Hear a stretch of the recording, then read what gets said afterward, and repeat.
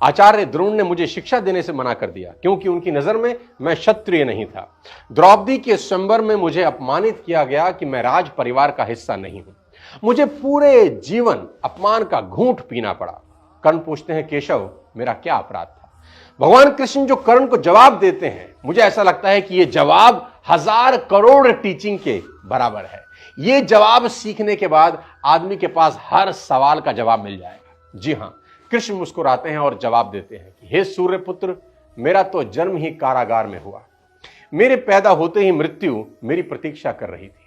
जिस रात मेरा जन्म हुआ उसी रात मेरे मां बाप से मुझे जुदा कर दिया गया और जहां पहुंचा वहां सब काम मुझे ही करने पड़े। गायें चराने से लेकर गोबर उठाने तक सब काम करता रहा। सिर्फ 2 दिन का था, मेरे ऊपर राक्षसों ने हमला कर दिया। मुझे बारंबार जान से मारने की कोशिश की गई। मेरा अपना सगा मामा मेरी जान का दुश्मन था। मेरे जीवन की चुनौतियां कहां कम थी। अन्याय जीवन भर मेरे साथ भी होता रहा।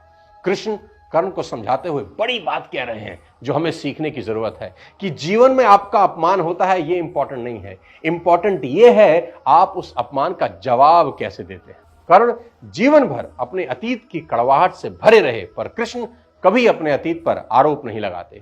कर्ण पीछे की ओर देखते हैं और कृष्ण आगे की तरफ। कुदरत ने दोनों के साथ अन्याय किया, पर कर्ण यह अन्याय कभी भूल नहीं पाए और कृष्ण को यह अन्याय कभी याद नहीं आया। एक ने अपने आप को क्रोध के विष से भर लिया और हीन भावना से भर लिया और दूसरे ने स्वीकृति के अमृत से। दोनों में अगर कोई अंतर था तो वो एक्सेप्टेंस का था। कृष्ण ने हंसकर अपनी नियति स्वीकार कर ली और कर्ण कभी अपनी नियति स्वीकार नहीं कर सके और परिणाम में कर्ण अधर्म के पक्ष में लड़ते हुए अकाल मृत्यु को प्राप्त हुए।